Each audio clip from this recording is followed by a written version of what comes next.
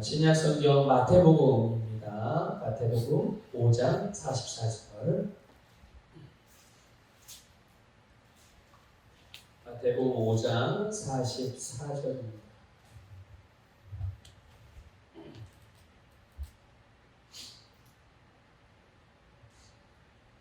마태복음 5장 44절.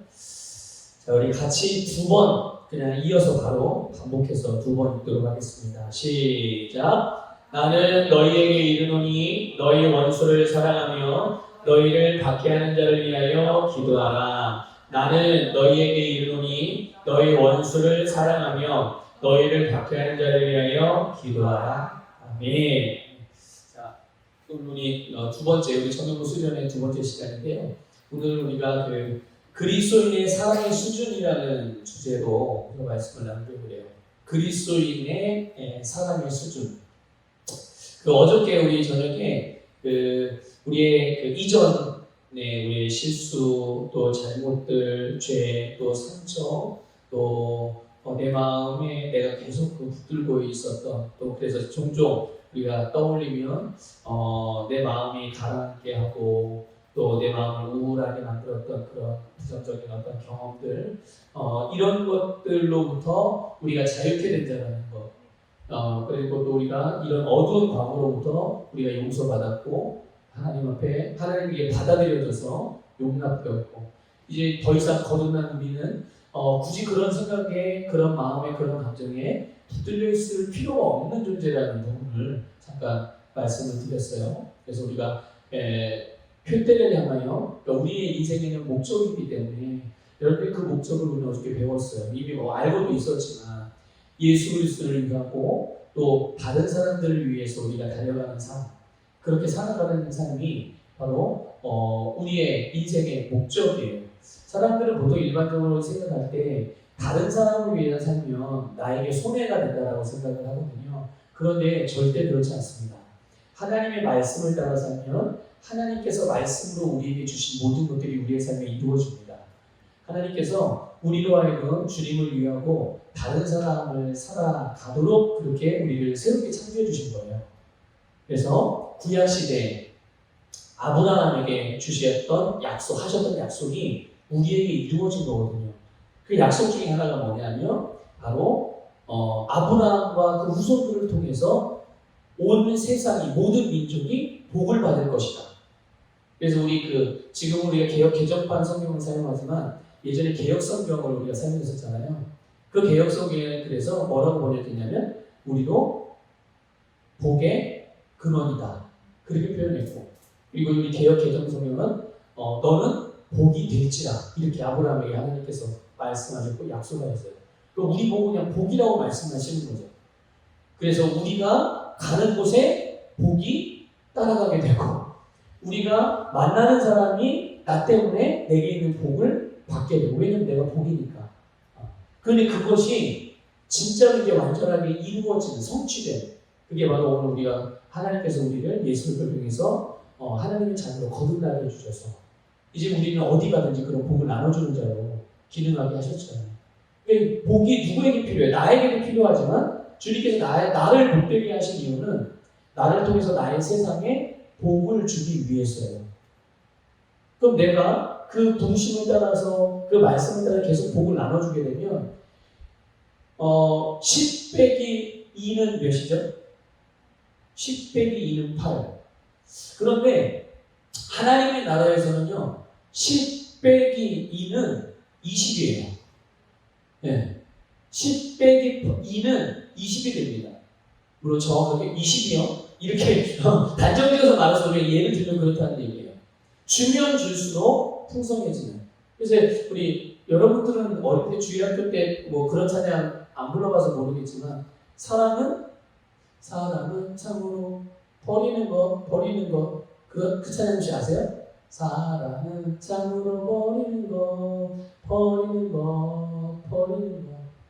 이사도 동전하니 어떻게 뭐라고 하면 그 답이? 움켜잡으면 없어지고 나눠주면 풍성해져. 그런 찬양이 있었어요. 목사님 어릴 때, 주일학교 때, 목사님 어릴 때. 그러니까 그 하나님 나라는요, 우리가 주면 줄수록 풍성해지는 거예요.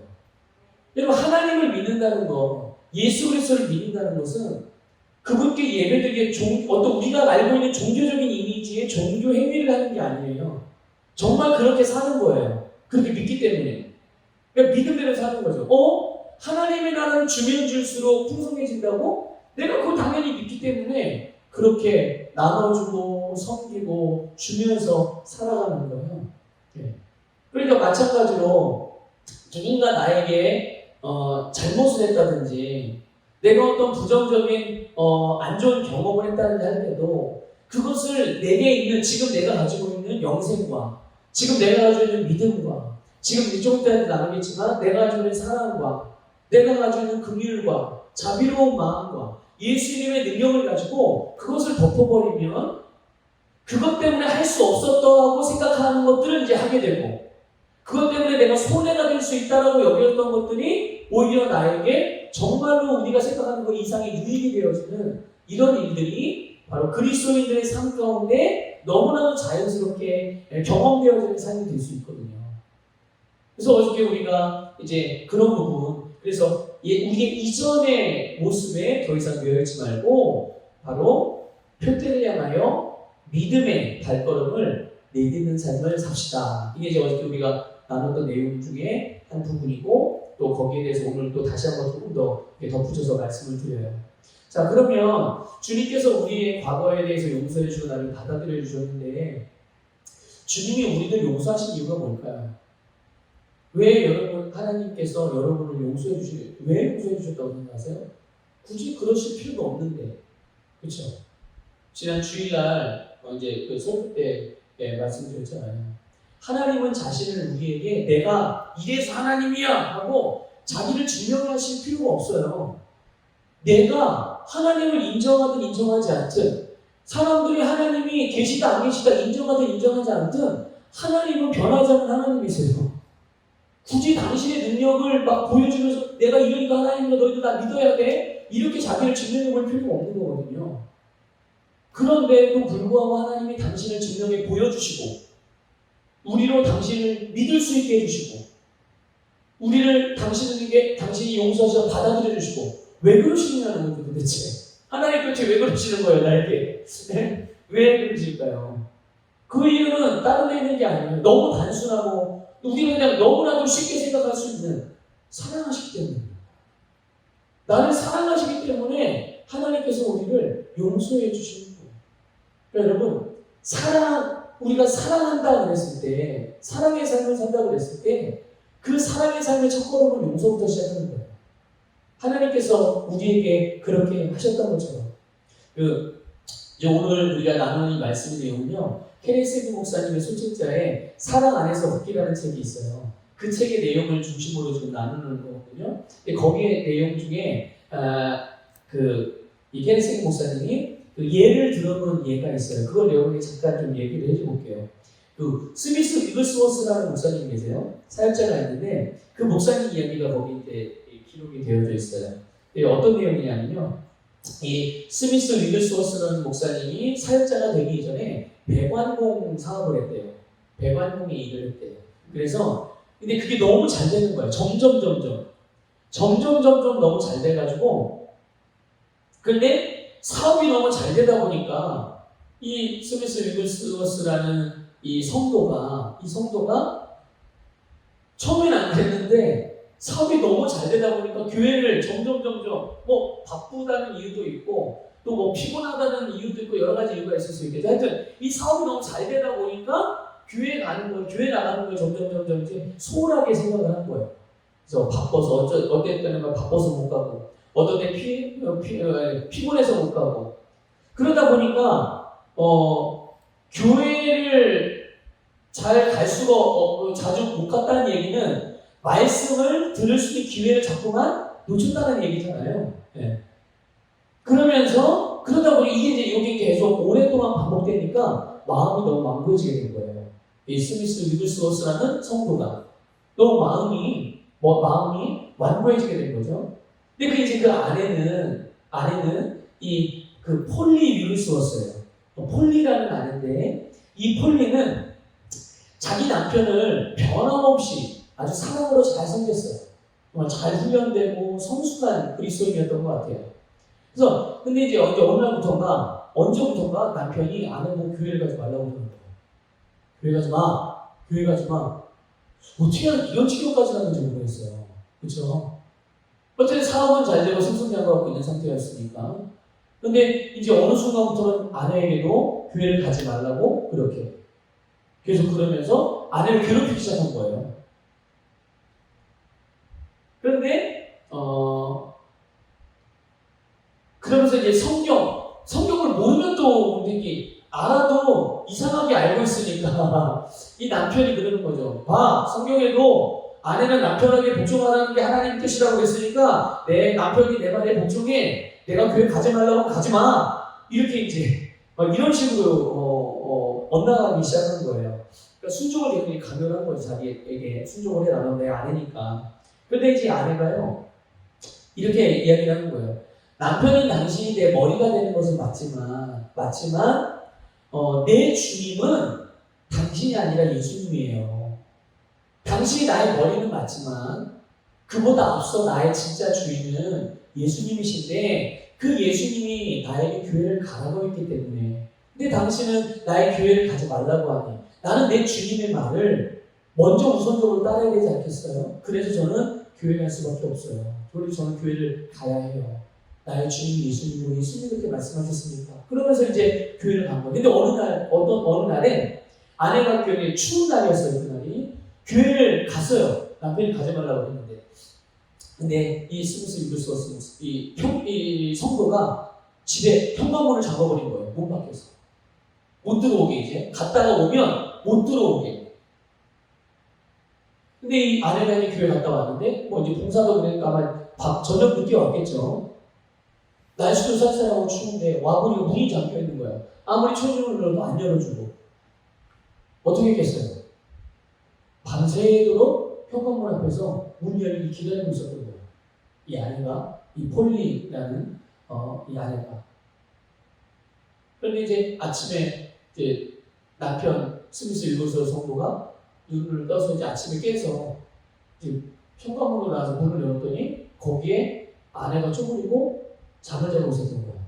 이제 문이 열리는 소리가 나니까 이 아내가 눈을 떠서 정찰 딱 일어났는데 생각해 보세요. 어떤 마음이 들겠어요, 이 아내가?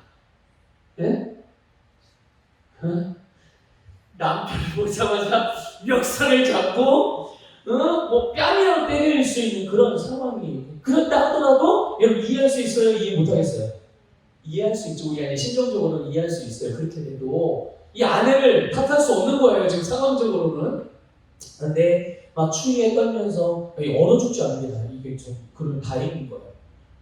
이제 막 찌뿌둥한 몸을 일으켜서 이 아내가 환한 미소를 띠면서 남편의 얼굴을 보면서 이렇게 얘기하는 거예요. 여보, 오늘 아침에 뭐 드시고 싶으세요? 이렇게 이야기를 하는 거예요. 이 아내가. 그리고는 이제 문이 열렸으니까 이제 집으로 들어가자마자 옷을 벗고 옷을 갈아입은 다음에 부엌으로 가서 남편이 좋아하는 아침상을 평소처럼 똑같이 그렇게 아침상을 차려서 남편에게 이제 아침을 대접을 한 거죠. 그렇게 섬긴 거예요.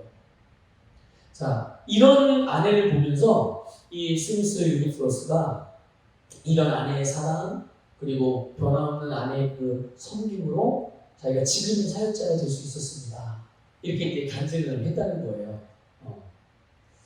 여러분 어떤 생각이 드세요? 이 이야기를 좀 들으면서 뭐 그럴 수 있지 그냥 덤덤하게 들으세요?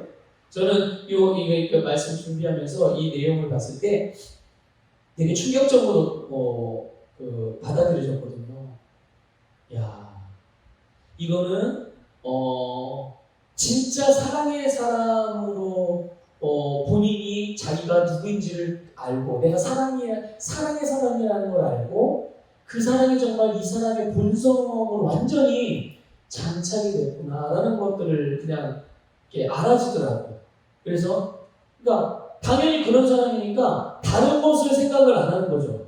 상황과 환경에 상관없이 자기가 그런 사람이라는 걸 인식하고 알고 있기 때문에 자기는 항상 어떤 상황에서도 그렇게 반응을 하는 거예요. 사랑의 사람으로서. 네. 여러분, 어디까지 사랑할 수 있고 얼마만큼까지 사랑할 수 있으시겠어요? 여러분. 그리고 또 얼마나 사랑해야 되는가. 근데 사실 얼마나 사랑해야 되는가는 사실 질문이 잘못됐어요. 여러분, 우리가 사랑을 해야 하는 거는 맞지만 사랑을 해야 하는 어떤 의무와 같은 생각으로 사랑을 해야 합니다 라고 말하는 거는 좀 뭐라 그럴까요? 하나님께서 우리에게 말씀하시고 우리에게 사랑을 원하시는 그런 하나님의 의도하고는 조금 다른 것 같아요. 오늘 우리가 읽은 그 마태복음 본문에서 5장 44절에서요. 예수님이 원수를 사랑하라고 말씀하셨어요. 원수를 사랑해라. 그리고 자신을 박해하는, 나를 박해하는 사람을 위해서 뭐하라고 그래요? 나를 박해하는 사람을 위해서. 예? 뭐하라고 그랬죠? 예, 기도하라고 그랬어요.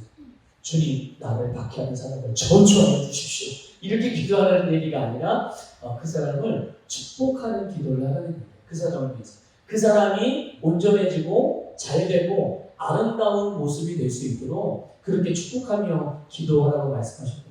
도대체 이런 것이 어떻게 가능한가? 원수를 사랑하는 일, 나에게 손해를 끼치고 나에게 해를 가하는 그런 사람을 위해서 축복하며 어떻게 기도할 수 있는 이런 일을 어떻게 이런 일이 가능한가? 이건 아무나 할 수 있는 일은 아니에요. 근데 이런 일을 할 수 있는 사람들이 있어요. 그 사람은 어떤 사람이냐면 바로 거듭난 그리스도인이에요. 기도 많이 하는 사람이 아니에요. 거듭난 그리스도인들만이 이런 삶을 살아갈 수가 있어요. 이렇게 살아갈 수 있어요. 여러분 거듭나셨어요? 예, 그리스도인이세요? 맞아요? 그러면 이런 사람을 바로 여러분이 할 수 있는 거예요. 여러분이 이렇게 살아가는 게 가능한 존재들이에요. 그래서 예수님께서 이렇게 사랑하라고 말씀하신 대상이 있어요. 여러분 보세요. 자꾸 사사절 잠깐만 보세요. 나는 누구에게 이르노니라고 말씀하고 있어요? 나는 누구에게? 너희에게예요. 여기서 말하는 너희는 예수님의 분명한 대상이 있는 거예요. 예수님이 말하신 너희는 누구냐면 예수님의 제자들을 말하는 거예요. 예수님의 제자들. 오늘날의 예수님의 제자들은 누구예요? 목사님들. 물론 이 제자들의 목사님들 들어갈 수 있죠. 근데 목사님들만이 아니라는 얘기예요. 누가 이 시대에 누가 예수님의 제자냐? 예수를 믿는 자들이 다 예수님의 제자로 부름받은 자들이고 그 부름에 응답한 자들인 거예요. 그러니까 예수님께서는 바로 예수 그리스도를 믿고 거듭난 그리스도인들에게 너희는 원수를 사랑해라. 그리고 너희를 박해하고 너희를 핍박하는 사람을 위해서 축복하며 기도하라고 말씀하시는 거예요. 아니 그리스도인이 어떤 존재이기에 어떤 그리스도인 내가 그리스도인 여러분이 어떤 존재이기에 이렇게까지 살아갈 수가 있는가? 로마서 5장 5절 찾아보세요. 로마서 5장 5절. 여러분 이 말씀을 보면서 오늘 그리스도인 내가 어떠한 존재라는 것을 다시 한번 정말 확신할 수 있기를 주님의 이름으로 축복합니다. 로마서 5장 5절입니다. 같이 읽을게요. 시작. 소망이 우리를 부끄럽게 하지 아니함은 우리에게 주신 성령으로 말미암아 하나님의 사랑이 우리 마음에 부은 바 되니 아멘. 여러분이 어떤 존재이냐면요. 그리스도인인 우리가 내가 어떤 존재냐면 여러분의 마음에 하나님의 사랑이 부어졌다라고 말씀하고 있어요. 우리 입장에서 말하면 하나님의 사랑이 내 마음에 부어져서 내 마음에는 뭐가 있어요? 네, 하나님의 사랑이 있어요. 자, 그럼 한번 대답해 보세요. 제가 여러분에게 종종 자주 묻는 질문. 하나님은 우리에게 당신의 사랑을 부어주셨을 때 하나님의 사랑을 우리가 숫자로 표현할 수는 없지만 예를 들어서 표현할 수 있다면 가정에서 만약 하나님의 사랑을 100이라고 한다면 하나님의 사랑이 우리의 마음에 부어졌대요. 우리의 마음에 하나님의 자녀인 내 마음에 하나님의 사랑을 부어주셨대요. 그러면 100의 이 숫자 100으로 표현할 수 있는 사랑을 하나님이 몇 퍼센트를 우리에게 부어주셨을까요? 100% 중에 한 30% 정도? 그리고 내가 기도를 더 많이 하면 하나님이 한 20%를 더 얹어주고 또 그 상태에서 또 기도를 더 많이 하면 또 20%를 더 해주고 이렇게 사랑을 부어주신 걸까요? 아니면 하나님의 사랑을 100%다 부어주셨을까요? 네, 하나님의 사랑을 우리에게 100%다 부어주셨어요. 그러니까 그리스도인인 여러분 안에는 하나님의 사랑을 100%다 받은, 그러면 하나님이 부어주신 사랑은 하나님이 가지고 있는 사랑과 내게 부어주신 하나님의 사랑과 다른 사랑일까요? 같은 사랑일까요? 네, 같은 사랑이에요. 하나님의 사랑을 오늘 우리에게 똑같이 부어주셨어요. 여러분, 우리는 하나님의 사랑을 받고, 한번 고백합시다. 나는 하나님의 사랑을 다 받았습니다. 나는 하나님과 같은 종류의 사랑을 받았습니다. 네. 우리 안에 이 하나님의 사랑이 넘치고 있어요. 넘치게 우리는 받았어요. 자, 그러면 언제 받았는가? 이게 중요한 거죠. 이 사랑을 여러분 언제 받았는지가 중요한 거예요. 언제 받았는지. 여러분, 지금 읽은 로마서 5장 5절 조금 밑에 내려가면 8절 있어요. 8절. 자, 8절 읽어볼게요. 시작. 우리가 아직 죄인이 되었을 때에 그리스도께서 우리를 위하여 죽으심으로 하나님께서 우리에 대한 자기의 사랑을 확증하셨습니다. 여러분, 언제 받았어요? 자, 요게 이제 요거를 이렇게 좀 제가 좀 이렇게 풀어서 말씀드려볼게요. 하나님의 사랑이 언제 우리에게 주어졌을까요? 우리가 죄인이었을 때. 그럼 지금도 아직 죄인인 사람들이 있죠. 아직 죄의 본성을 가지고 거듭나지 않은 사람들이 다 죄인들이잖아요, 지금. 그럼 그들에게는 지금 하나님의 사랑이 부어지고 있어요, 안 부어지고 있어요? 계속 부어지고 있는 거죠. 하나님이 안 사랑하는 게 아니에요. 계속 부어지고 있는데 그 사랑의 혜택을 받고 있어요, 못 받고 있어요? 못 받고 있죠, 그 사람들은. 그럼 우리는 언제 하나님의 사랑이 부어졌고 언제 그 사랑을 내가 받았느냐, 이거죠. 하나님의 사랑이 언제 부어졌어요, 우리에게? 내가 죄인이었을 때. 이거를 여러분 잘 아셔야 돼요. 하나님이 나를 언제 사랑하셨는가? 내가 죄인인 상태였을 때부터 하나님은 나를 사랑하셨어요.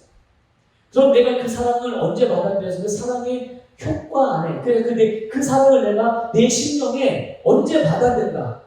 바로 내가 예수 그리스도를 믿음으로 영접하여 받아들였을 때 그 하나님의 사랑, 부어주신 하나님의 사랑이 그냥 흘러서 땅에 떨어져 버린 게 아니라 그 사랑이 내 속으로 쑥 하고 들어와서 우리 안에 하나님의 사랑으로 충만하게 됐다는 것을 믿으시기를 주님의 이름으로 축복합니다. 그러기 때문에 하나님이 모든 사람들을 사랑하시는 것처럼, 자, 하나님의 사랑이 우리에게 언제 부어졌어요?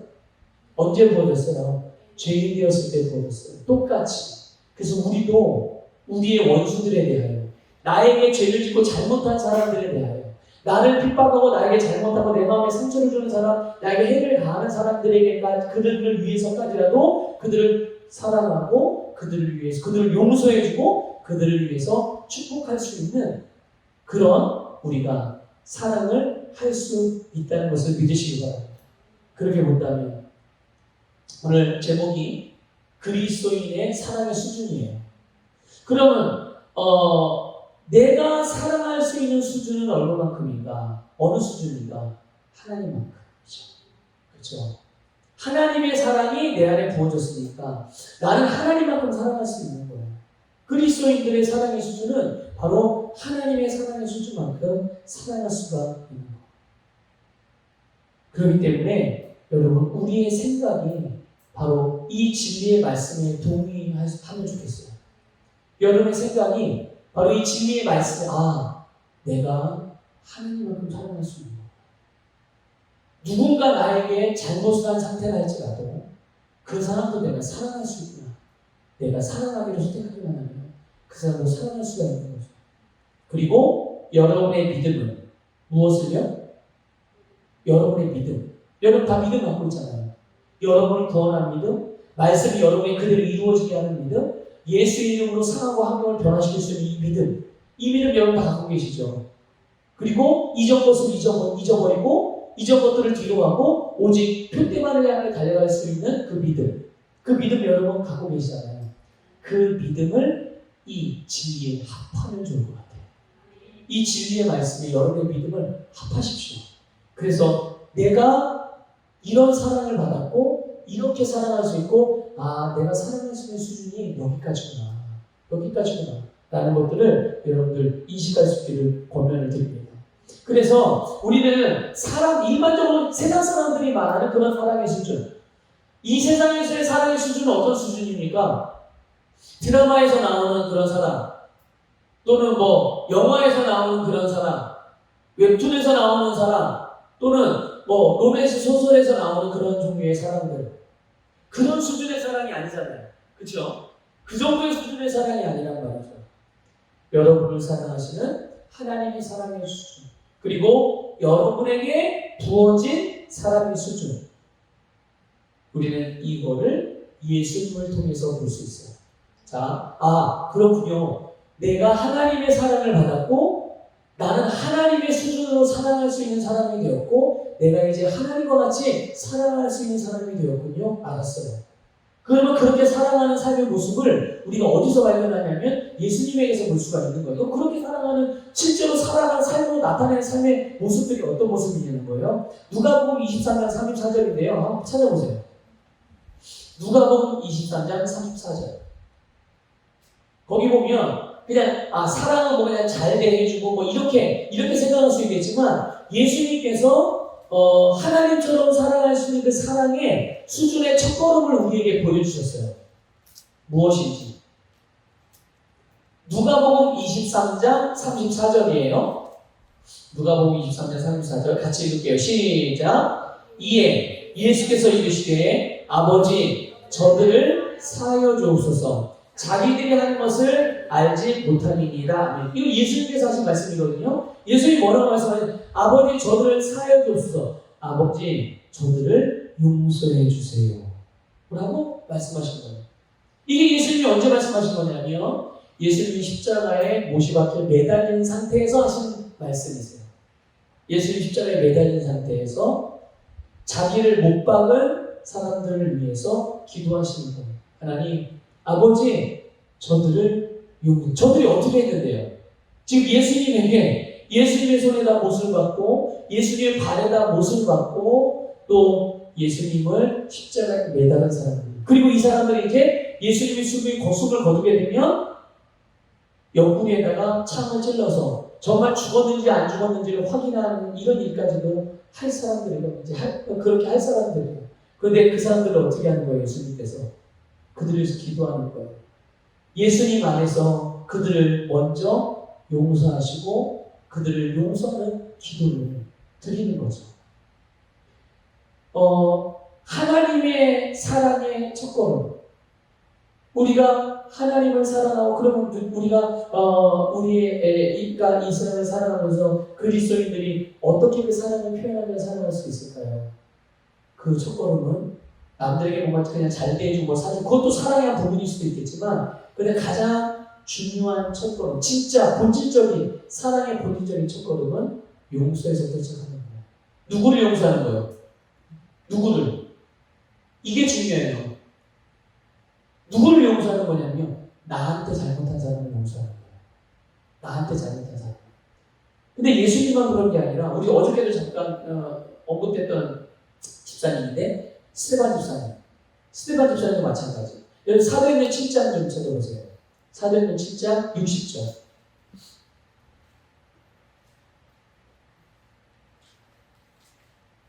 사도행전 7장 60절. 이 예수님의 본을 받고 그 하나님의 사랑을 깨닫는 사람들, 이 사랑을 믿음으로 받아들인 사람들이 할 수 있는, 그리스도인들이 할 수 있는 사랑을 바로 이 스테반 집사님을 통해 보여주는 거예요. 예수님만이 아니라 이제 우리가 똑같은 그런 성도, 하나님의 자녀, 그리스도인의 입장에서 어떻게 해야 돼요? 7장 60절이에요. 사도행전 7장 60절 같이 읽습니다. 시작. 무릎을 꿇고 크게 불러 이르되 주여 이 죄를 그들에게 돌리지 마옵소서. 이 말을 하고 자기라. 아멘. 자, 스데반 집사님이 자신을 죽이기 위해서 돌을 던졌어요. 스데반 집사님이 계속 돌을 맞고 지금 이제 요 기도를 하고 잔다라고 숨을 거뒀다는 얘기예요. 죽기 직전에 마지막으로 한 말이 뭡니까? 저들의 죄들. 저들이 뭐 했는데요? 무슨 죄를 졌기에? 예?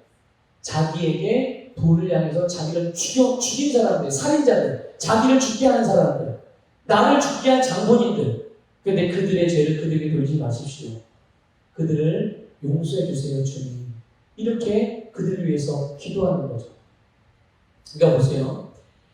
자기를 죽이기 위해 돌을 던진 사람들을 용서하는 기도를 하면서 이 스데반 집사님이 순교를 한 거예요. 예수님도 그랬고, 이 스데반 집사도 그랬고, 이 사람들이 특별한 사람들이었기 때문에 그랬어요? 아니에요. 우리와 다를 바가 없어요. 똑같이 그 안에 부어진 하나님의 사랑을 따라서 사랑한 것 뿐인 거죠.